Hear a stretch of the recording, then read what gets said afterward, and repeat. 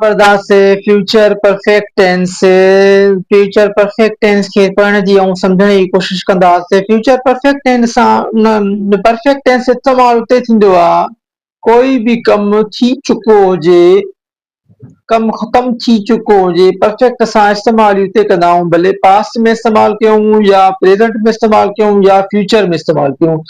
Future में इस्तेमालु कंदा आहियूं असां त माना को कमु छा थींदो फ्यूचर में मुस्तक़बिल में ईंदड़ वक़्त में थींदो ऐं ईंदड़ वक़्त में ई ख़तम थी वेंदो।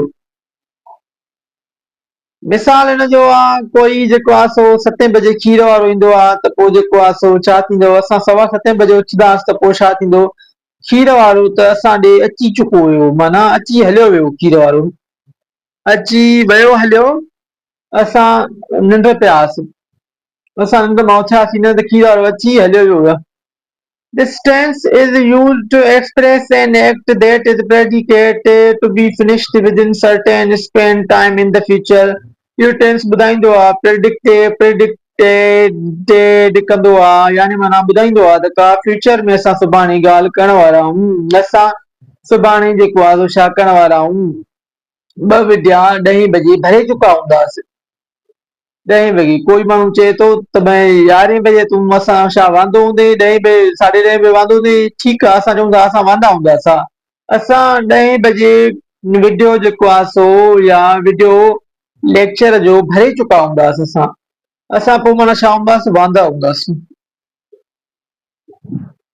बहितर सम्झण जी कोशिश कयूं था असां हिनखे फ्यूचर परफेक्ट टेंस खे। Future perfect tense say you will have perfect your English by the time of comeback from the US.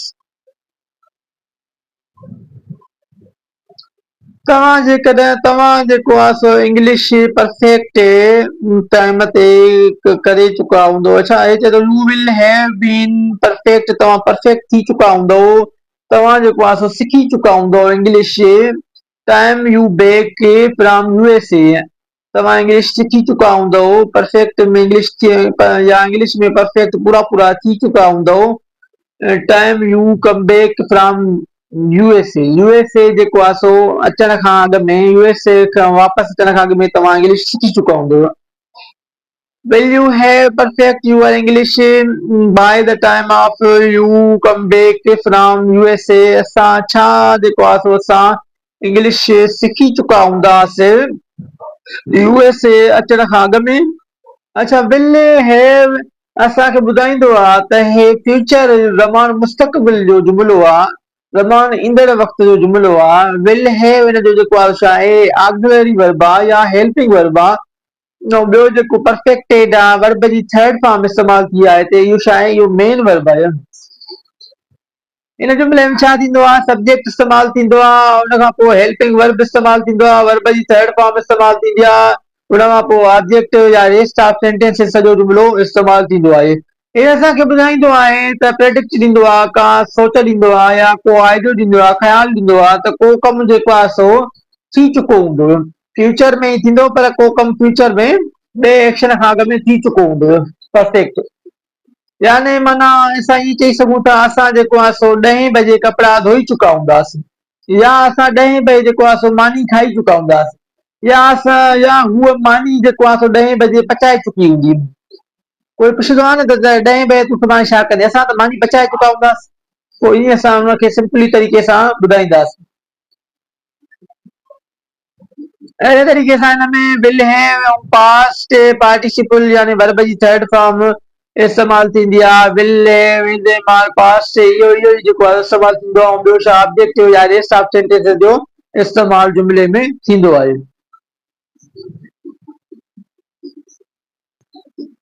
अच्छा, हिन जा जुमिला पॉज़िटिव नेगेटिव क्वेश्चन वारा जुमिला हिनखे सम्झण जी कोशिश कंदासीं असां जुमिलनि खे। त पॉज़िटिव ऐं नेगेटिव जुमिला जेको आहे छा आहिनि, आई विल हैव स्टॉप्ड मां जेको आहे सो बीही चुको हूंदुसि, I will not have stopped मां जेको आहे सो न बीही चुको हूंदुमि, विल आई हैव स्टॉप्ड छा जेको आहे सो मां बीही चुको हूंदुसि।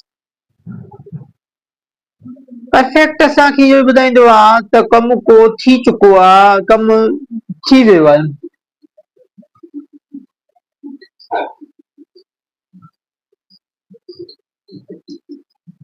अच्छा हिन यूसेज खे पढ़ंदासीं त यूसेज काथे काथे हिन जो परफेक्ट टेंस जो इस्तेमालु थिए थो यूसेज खे सम्झण जी कोशिशि कंदासीं।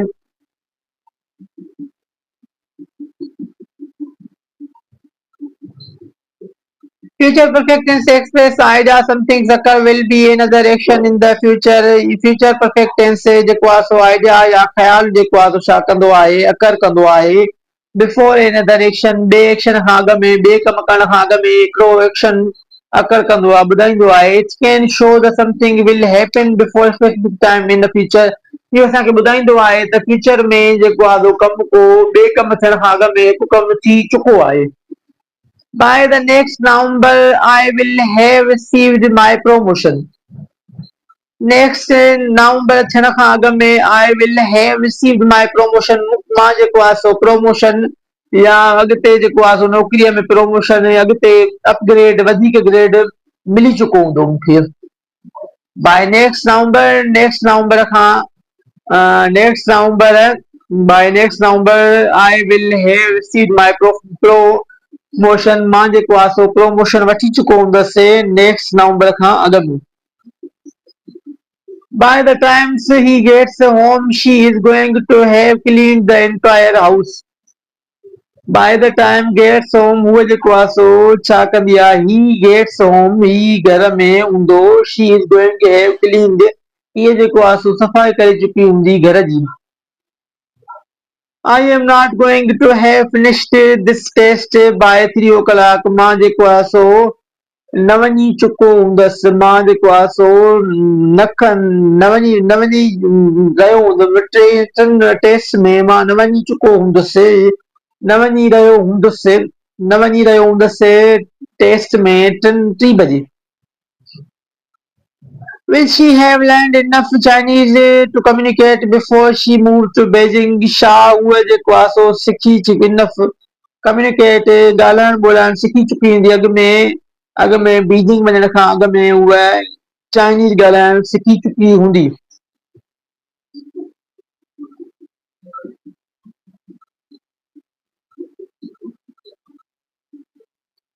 अच्छा हिन जो कंटिन्यूअस जो ॿियो बि हिकिड़ो इस्तेमालु पढ़ूं था with non continuous verb some says non continuous use mixed use perfect tense shows that something will continue up until another action in the future का शइ जेको आहे सो थी रही हुजे ॿिए एक्शन खां अॻु में माना ॿिए एक्शन में इंटरप्ट थो करे। I will have been in London for 6 months by the time I leave. I have been London 6 months मां जेको आहे 6 महीना रही चुको आहियां by the time I leave छॾण खां अॻु में मां जेको आहे 6 महीना लंडन में रही चुको आहियां।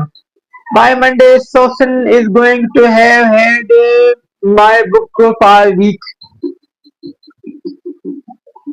इहे हुया फ्यूचर जा जेको आहे सो परफेक्ट टेंस जा कुझु इस्तेमाल जेके असां पढ़ियासीं ऐं सम्झासीं उमेद आहे त तव्हांखे सम्झ में ॻाल्हि आई हूंदी कुझु न आयो हूंदो सम्झ में त ॿीहर तव्हां जेको आहे सो वीडियो खे ॿुधी छॾियो। महिरबानी करे हिन चैनल खे सब्सक्राइब कंदा तव्हांजी वॾी महिरबानी।